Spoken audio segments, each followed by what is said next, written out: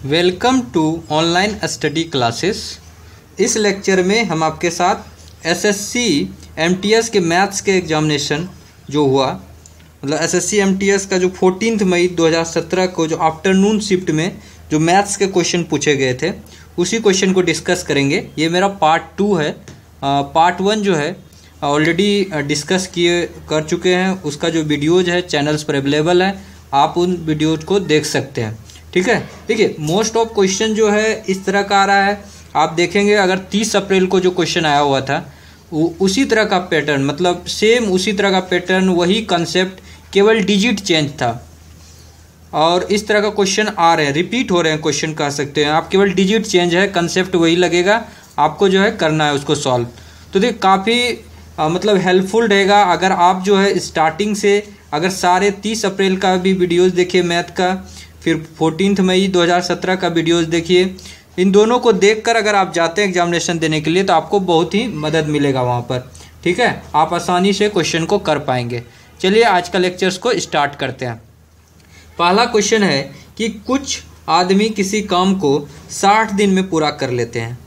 यदि उस काम पर 8 आदमी और लगा दिया जाए तो वह कार्य 10 दिन पहले पूरा हो सकता है। ठीक है, देखिए कुछ आदमी है वो किसी काम को जो है 60 दिन में पूरा कर लेता है, 60 दिन उसको लगता है उस काम को पूरा करने में। अगर 8 आदमी और लगा दिया जाए काम पर, मतलब जितना आदमी अभी काम कर रहा है उसमें से 8 आदमी और ज़्यादा लगा देते, उतना तो काम करेगा ही, 8 आदमी और ज़्यादा लगा देते हैं तो वो काम जो है 10 दिन पहले पूरा हो जाता है। तो कहता है कि ये बताइए कि मूलतः कितने आदमी काम पर लगाए गए थे, मतलब स्टार्टिंग में जो काम शुरू किया गया उसमें कितना आदमी लगाया गया था शुरुआत में। तो चलिए देखिए इस तरह का क्वेश्चन अगर आवे तो इसके लिए एक आपको शॉर्ट ट्रिक आपको अप्लाई करना है। देखिए M1 D1 H1 divided by W1 बराबर M2 D2 H2 divided by W2। देखिए इसमें क्या क्या है, M1 D1 H1 क्या है। देखिए M मतलब मेन मतलब आदमी, M किसके लिए है, M जो है आपका मेन के लिए, आदमी के लिए शॉर्ट में M केवल लिखे हैं। D लिखे हैं डे के लिए, दिन के लिए। H लिखे हैं आवर के लिए और W लिखे हैं वर्क के लिए, काम के लिए। ठीक है, ये काम के लिए है, ये घंटा के लिए, आवर के लिए, और D जो है दिन के लिए, और M जो है क्या लिखे हैं, मेन मतलब आदमी के लिए ये लिखे हैं। ठीक है, इसमें आपको क्या करना है कि आपको जो भी डाटा दिया हुआ है उस डाटा को इसमें पुट करना है, जो डाटा नहीं दिया गया है उसको लेफ्ट कर देना, उसको छोड़ देना है, उस डाटा का यूज नहीं करना है। जैसे देखिए अगर आदमी दिया हुआ है तो आदमी को यूज करेंगे। मान लीजिए आदमी और घंटा दिया हुआ रहता, मतलब इसका आवर कितना घंटे काम करता है वो आदमी, तो आदमी और आवर को रखते और डे और वर्क को हटा देते। मान लीजिए ऊपर वाला तीनों दिया हुआ, नीचे वाला नहीं दिया रहता तो ऊपर वाला तीनों को इस्तेमाल कर रहे थे। कभी 2 दिया रहता है, कभी 3 दिया रहता है, कभी ऑल 4 दिया हुआ रहता है। तो जिस तरह का क्वेश्चन रहता है उस ढंग से हम लोग इस फॉर्मूला को यूज कर सकते हैं। तो यहाँ पर देखिए क्या दिया हुआ, कह रहा है कुछ आदमी जो है किसी काम को, तो आदमी दिया हुआ नहीं है कितना आदमी है, तो हम लोग M1 की जगह, चूँकि देखिए अल्टीमेट जो है आदमी ही पूछ रहा है कितना आदमी काम पर लगाया गया था, तो हम लोग यहाँ पर X मान लेते हैं। उसके बाद कहता है कि ये कुछ आदमी जो है, X आदमी जो है 60 दिन में किसी काम को पूरा कर लेता है, तो यहाँ 60 लिख देते हैं। आवर नहीं दिया हुआ है तो इसको छोड़ देंगे। वर्क जो है दोनों के लिए सेम है तो यहाँ पर W लिख देते हैं। फिर देखिए कह रहा है कि 8 आदमी और ज़्यादा लगाते हैं उस काम पे। पहले X आदमी काम कर रहा था, अब कितना आदमी काम कर रहा है, X प्लस 8 आदमी काम कर रहा है।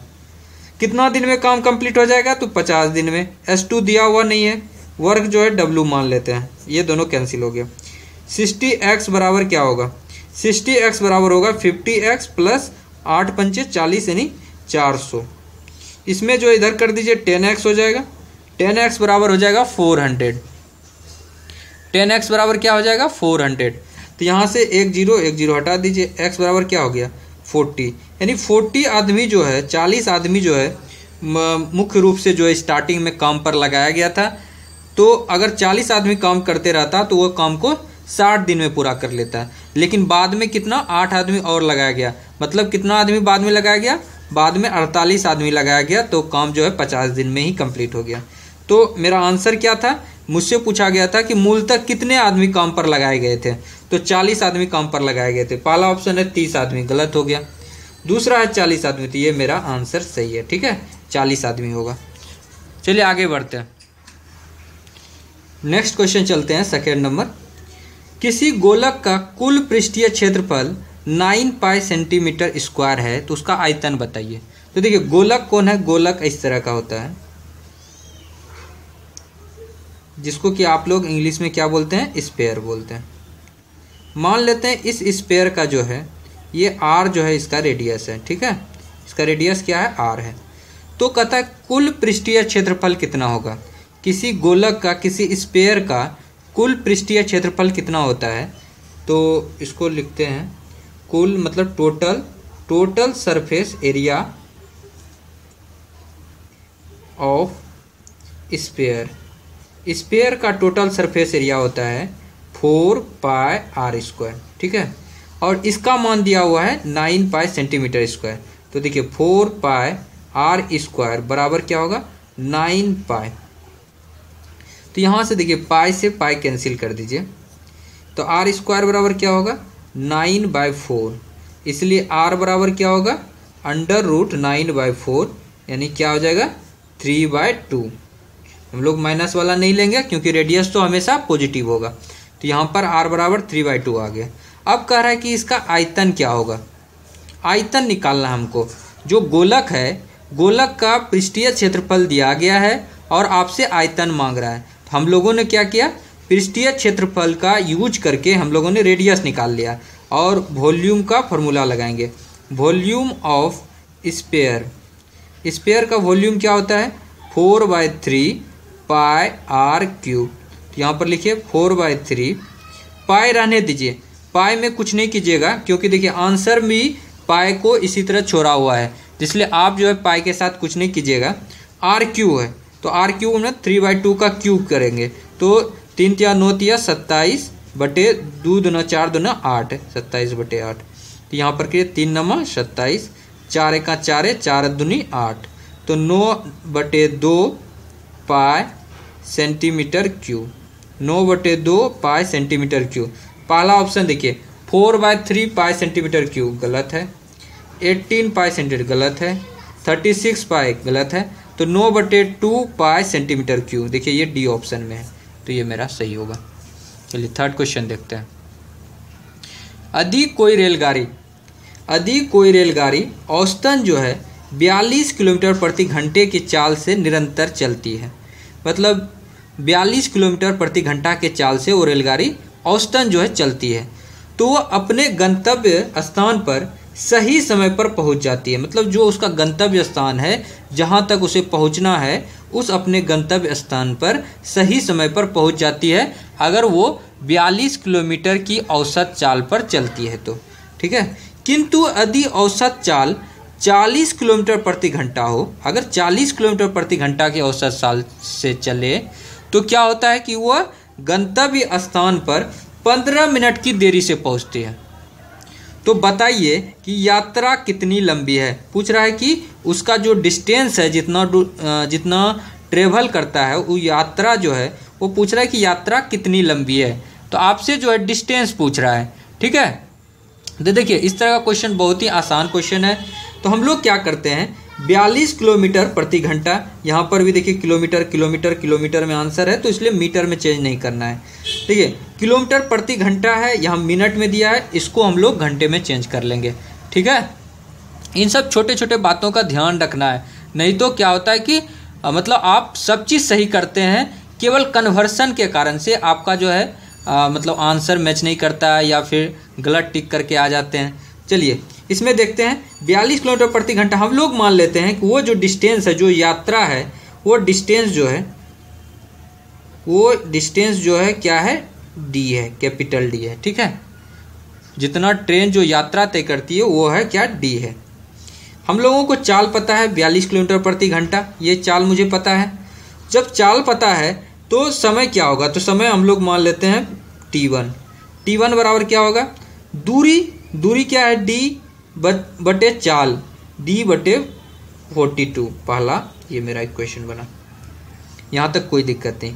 अब देखिए दूसरा क्या कर रहा है, किंतु यदि औसत चाल 40 किलोमीटर प्रति घंटा हो तो वह गंतव्य स्थान पर 15 मिनट की देरी से पहुंचता है। मतलब पहले क्या था, T1 समय पर पहुंच गया, मतलब सही एक्यूरेट समय जो है अभी T1 है। जब 42 किलोमीटर प्रति घंटा के हिसाब से चल रहा है तो वो अपने एक्यूरेट समय पर पहुंचता है, मतलब T1 समय जो है एकदम एक्यूरेट समय है। अगर T1 में 1/4 15 मिनट है ना, 15/60 लिखिएगा इसको, तो क्या होगा 1/4 होगा ना, 1/4 आवर होगा। ठीक है, तो T1 प्लस 1/4, T1 प्लस 1/4 बराबर दूरी बटे चाल। चाल कितना है 40 किलोमीटर प्रति घंटा, तो D/40 ये सेकेंड है। ठीक है, तो दूरी बटे चाल D/40। अब देखिए अगर जहाँ 40 किलोमीटर की प्रति घंटा के हिसाब से चले तो वो जो है कितना 1/4 आवर जो है वो लेट हो जाएगा, 15 मिनट लेट से पहुँचेगा। अब देखिए दोनों इक्वेशन को सॉल्व करते हैं हम लोग। यहाँ से देखिए दोनों इक्वेशन में देखिए D जो है ये डिस्टेंस जो है, डिस्टेंस तो कॉमन है, दूरी तो उतना ही तय करना है, तो हम लोग क्या करेंगे D का निकालेंगे। D बराबर क्या होगा 42T1 पहले इक्वेशन से, D बराबर 42T1। दूसरा इक्वेशन से D निकालते हैं, D बराबर क्या होगा 40 इंटू T1 प्लस 1/4 बराबर क्या होगा 40T1 प्लस ये जो है क्या होगा 10। तो इसको इक्वेशन 3 मानते हैं, इसको इक्वेशन 4 मानते हैं। तो दोनों देखिए D ही है, ये भी D है, ये भी D है, तो दोनों इक्वेशन को बराबर तो कर सकते हैं ना। D बराबर इतना, D बराबर इतना, तो मतलब इतना बराबर इतना, ये दोनों बराबर हो जाएगा। तो 42T1 बराबर क्या हो जाएगा 40T1 प्लस 10। इसको क्या कीजिए, इसको इधर लाइए, तो क्या हो जाएगा 2T1 बराबर 10, और यहाँ से कैंसिल कर दीजिए, 2 पंचे 10, यानी T1 बराबर क्या हो जाएगा, T1 बराबर हो जाएगा 5 आवर, 5 घंटा होगा T1।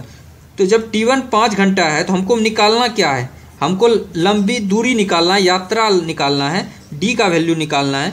तो D बराबर क्या होगा 42 इंटू T1 ये होगा, तो आप इसको लिखेंगे 42 इंटू 5 यानी 5 दूनी 10, 5 चौके 20, 1 21 यानी 210 किलोमीटर। ये जो 210 किलोमीटर है ये मेरा फाइनल आंसर है। फाइनल आंसर कितना निकला 210 किलोमीटर। ठीक है, पहले हम लोगों ने टाइम निकाला, फिर उसके बाद हम लोग उससे टाइम से 42 गुना T1 करके उससे जो है हम लोगों ने D निकाल लिया। तो 210 किलोमीटर, पहला देखिए 209 किलोमीटर, ये गलत है। दूसरा ऑप्शन मेरा सही है क्योंकि ये 210 किलोमीटर ही होगा। तो क्या कि बहुत ही आसान नियम था। एक रेलगाड़ी था 42 किलोमीटर की औसत चाल से चल रहा था, तो अपने गंतव्य समय पर सही समय पर पहुंच जाता था। तो हम लोग माने T1 बराबर D/42। अब जो है 42 किलोमीटर के नहीं चल के अब 40 किलोमीटर चल रहा है, 40 किलोमीटर के हिसाब से चल रहा है, तो 15 मिनट की देरी से पहुंच रहा है। तो पहले T1 पे पहुंचता था, अब प्लस 1/4 ज़्यादा समय लगा दिया। अब दोनों इक्वेशन से D को कंपेयर करके T1 निकाल लिए, फिर T1 जब निकल गया तो 42 इंटू T1 करके D निकाल दिया, और मुझे D ही निकालना था। ठीक है, चलिए आगे चलते हैं। फोर्थ क्वेश्चन है कि 30 छात्रों की औसत आयु 20 वर्ष है और 20 अन्य छात्रों की, वो छात्र नहीं है, ये अन्य छात्र है, दूसरा कोई छात्र है, 20 अन्य छात्रों की औसत आयु 30 वर्ष है। तो पूछ रहा है कि कुल छात्रों की, जो कुल छात्र है, सारा छात्र अगर मिला दिया जाए तो कुल छात्रों की औसत आयु बताइए। सारे छात्रों की, कुल छात्रों की औसत आयु आपको बताना है। ठीक है, तो देखिए इसमें क्या है कि 30 छात्रों की औसत आयु कितना वर्ष है 20 वर्ष है। तो 30 छात्रों का टोटल एज कितना होगा, टोटल एज अगर पहला 30 छात्रों का टोटल एज क्या होगा, तो 30 छात्रों का औसत आयु 20 वर्ष है, तो 30 और गुना औसत बराबर ये 600 जो है टोटल एज है। फिर 20 अन्य छात्रों का जो औसत आयु है वो क्या है 30 वर्ष है। तो total age of 20 other student, other जो छात्र है 20 अदर जो स्टूडेंट है उसका कितना है, औसत कितना है 30 और छात्र कितना है 20, तो 30 गुना 20 कीजिएगा तो कितना होगा 600। तो अगर जहाँ सारा एज मिला दिया जाए, ये दोनों को मिला दिया जाए, इसको मान लेते हैं T1 और इसको टोटल एज को T2 मानते हैं, तो टोटल T बराबर क्या होगा T1 plus T2। Total as तो इतना ही होगा, यानी 600 प्लस 600 बराबर कितना हो गया 1200। यानी सारे छात्र का अगर एज जोड़ दिया जाए तो वो 1200 के बराबर होगा। सारा छात्र का, 30 छात्र इधर है और 20 अन्य छात्र, ये दो सब सारे छात्र का अगर एज जोड़ दिया जाए 30 छात्रों का और इधर 20 अन्य छात्रों का, तो टोटल एज कितना होगा, ये होगा 1200। अब 1200 हो गया तो इसका जो है एवरेज क्या होगा, एवरेज क्या होगा, औसत क्या होगा, तो एवरेज बराबर होगा 1200 डिवाइडेड बाय 30 छात्र प्लस 20 छात्र, कितना हो गया 50 छात्र। इससे कैंसिल कर दीजिए, 5 दूनी 10, 5 चौके 20, यानी कि 24 का एवरेज होगा सारे छात्रों का। तो 24 वर्ष, तो पहला देखिए 50 वर्ष लिखा है, गलत है। 48 वर्ष गलत है। 25 वर्ष गलत है। डी ऑप्शन में 24 वर्ष है, ये मेरा सही ऑप्शन है, सही आंसर है। चलिए 5th नंबर क्वेश्चन देखते हैं, ठीक है। किसी राशि पर 5 वर्ष के लिए साधारण ब्याज उसी राशि का 3/5 है। कहता है कोई राशि जो है 5 वर्ष के साधारण ब्याज पर रख दिया गया, ठीक है। कोई राशि जो है 5 वर्ष के लिए साधारण ब्याज पर रख दिया गया, ठीक है। तो वो राशि जो है 3/5 हो जाता है। तो कहता है कि वार्षिक ब्याज का दर बताइए। दर बताना है आपको, रेट बताना है, किस रेट पर रखा गया था। तो मान लेते हैं कि वो प्रिंसिपल जो है, वो जो राशि है वो x रुपया है, ठीक है। अब देखिए हम लोग क्या जानते हैं, सिंपल इंटरेस्ट बराबर क्या होता है, P/T/100। P क्या है, मूलधन, दर, ये समय है, ठीक है। मूलधन, दर और समय। अब देखिए P में जो पता है कितना माने x रुपया, गुना रेट नहीं पता है, रेट निकालना है, दर निकालना है, गुना समय कितना है 5 वर्ष, तो यहाँ 5 लिख दिए, डिवाइडेड बाय 100 बराबर कितना होगा। ये खुद बता रहा है कि जो साधारण ब्याज है वो मूलधन का 3/5 हो जाता है, तो 3/5x। तो यहाँ से देखिए इस x से इस x को कैंसिल कर दीजिए, तो आपका देखिए किस तरह का बनेगा 5r। इस 100 को आप लोग इसके साथ अटैच कर सकते हैं, यहाँ पे ले जा सकते हैं, तो 300/5। तो यहाँ से कैंसिल कीजिए, 5 6 30, 60, 5 12, तो r बराबर कितना हो गया 12% के लगभग आ रहा है, ठीक है। 12% आ रहा है, 10% गलत, 8% गलत, 12% ये सी ऑप्शन मेरा सही होगा, ठीक है। आप लोग समझ गए होंगे इस क्वेश्चन को। चलिए आगे चलते हैं। 6th क्वेश्चन है, देखिए अभी जो एसएससी जो है नोटिस भी ये जारी किया है कि मतलब मॉर्निंग शिफ्ट जब स्टार्ट हो गया और इवनिंग शिफ्ट जब स्टार्ट हो गया, तो उसके बाद जो है सोशल मीडिया पर क्वेश्चन पेपर जो है 14 मई का आ गया, उसका कुछ क्वेश्चन आया और कुछ का आंसर भी आ गया। तो इसके लिए जो है एसएससी इन्वेस्टिगेशन कर रही है, उसका जांच कर रही है।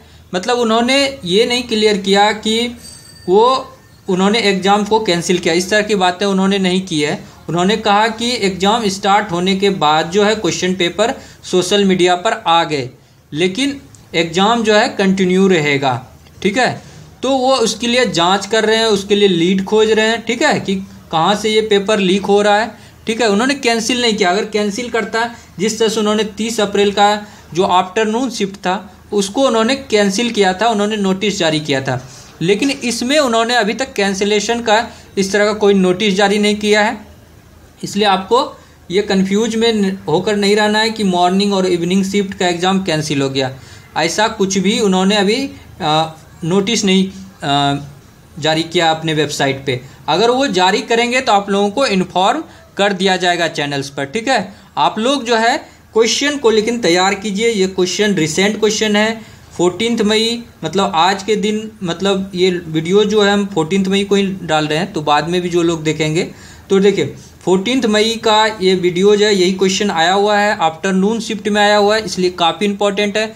हम दोनों शिफ्ट का देख रहे हैं, कंपेयर करा रहे हैं। 30 अप्रैल को जो क्वेश्चन आया हुआ था फर्स्ट शिफ्ट में, सेकेंड शिफ्ट में, और 14 मई को जो फर्स्ट में आया और सेकेंड में आया, सारे क्वेश्चन का पैटर्न सेम है, कुछ भी बस केवल डिजिट में चेंजेज है।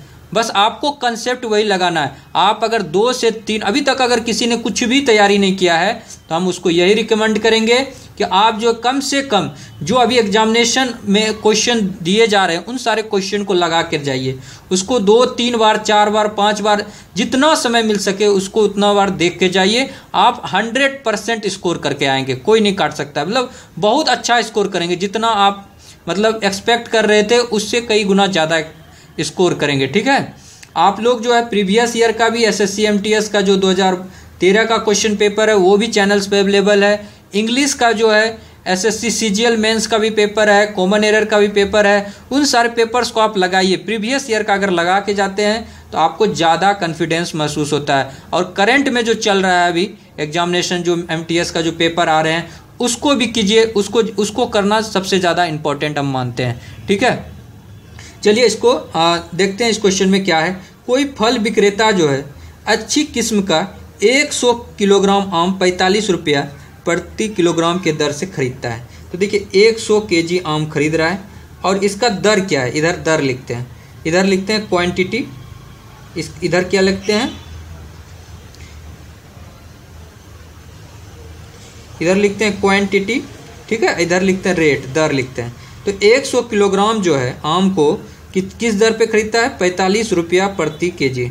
तो टोटल ये बताइए कि टोटल कितना उसको प्राइस लगा होगा, कितना में खरीदा होगा। तो 100 गुना 45 कर दीजिएगा तो 4500 रुपया में उन्होंने खरीदा होगा। और कुछ घटिया किस्म का जो है 200 किलोग्राम आम जो है 40 रुपया प्रति किलोग्राम की दर से खरीदता है। तो देखिए अब खरीद रहा है 200 केजी और इसका रेट क्या है, 40 रुपया प्रति केजी। तो कितना हो जाएगा, 4 दूनी 8, 4 दूनी 8 और यहाँ पर 3 जीरो, मतलब 8000 रुपये में इन्होंने खरीदा। अब कह रहा है कि सब आमों को 45 रुपया प्रति किलोग्राम के दर से बेच देता है। तो उस फल विक्रेता का लाभ प्रतिशत बताइए। यानी 300 इतना में खरीदा, कितना में खरीदा, खरीद मूल्य देखिए इससे निकाल लेते हैं, यानी 12,500 रुपये में उन्होंने खरीदा। अब देखिए बेच रहा है, सेल कर रहा है। सेल कैसे कर रहा है, वो 300 केजी जो है उसका दर है 45 रुपया प्रति केजी, इस दर से वो सेल कर रहा है। तो 300 गुना 45, 45 गुना 3 कीजिए तो 5 तिया 15 और 4 तिया 12, 1 13, इस पर जो है 2 जीरो, 13,500 रुपया में उसे बेच देता है। 12,500 में खरीदता है और 13,500 में बेच देता है। तो कितना रुपये का फ़ायदा हुआ, 1,000 रुपये का फ़ायदा हुआ ना। 12,500 में खरीदा, 13,500 में बेच दिया, तो कितना का फ़ायदा हुआ, 1,000 रुपये का। तो यहाँ पर लिखिए प्रॉफिट बराबर, प्रॉफिट बराबर क्या होता है, विक्रय मूल्य माइनस क्रय मूल्य। तो कितना का फ़ायदा हुआ, 1,000 रुपये का फ़ायदा हुआ। इतना 1,000 रुपये का ये फ़ायदा हुआ। अब पूछ रहा है कि लाभ प्रतिशत बताइए। ठीक है, तो यहाँ पर लिखते हैं प्रतिशत लाभ बराबर होता है लाभ गुना 100 डिवाइडेड बाय क्रय मूल्य, कॉस्ट प्राइस, क्रय मूल्य। तो लाभ कितना हुआ, 1,000 रुपये का हुआ। 1,000 गुना 100 डिवाइडेड बाय क्रय मूल्य, कितना में खरीदा था, 12,500 में। यहाँ से मुझे परसेंटेज ऑफ लाभ निकल जाएगा। ठीक है, 2 जीरो कैंसिल कर सकते हैं, आराम से कर दिए। अब देखिए 25 चौके 100 और 25 पंचे 120, 5 अठे 40 और कितना परसेंट आया, 8% का लाभ हुआ। तो यहाँ पर पहला ऑप्शन देखिए 25% नहीं, गलत, ये 12.5% गलत, सी ऑप्शन देखिए 8% है। तो ये मेरा आंसर हो जाएगा। ठीक है, अगर आपको ये सारा वीडियो अच्छा लग रहा है चैनल्स का, तो आप लोग जो है चैनल्स को सब्सक्राइब कीजिए, ऑनलाइन स्टडी चैनल्स को सब्सक्राइब कीजिए। और आप लोग जो है इस वीडियो को लाइक कर सकते हैं, इस वीडियो को आप लोग शेयर ज़रूर कीजिए ताकि जो लोग कोचिंग एफोर्ड नहीं कर सकते हैं वो लोग भी इसका फ़ायदा उठा सके और ज़्यादा से ज़्यादा लोगों तक ये सॉल्यूशन पहुंच सके। क्योंकि आज ही एग्ज़ाम हुआ है, 14 मई को एग्जामिनेशन हुआ है। तो अगर आप लोग शेयर करेंगे तो ज़्यादा से ज़्यादा बच्चे क्वेश्चन को मिला पाएंगे कि उनका कितना मार्क्स आ रहा है एग्जामिनेशन में।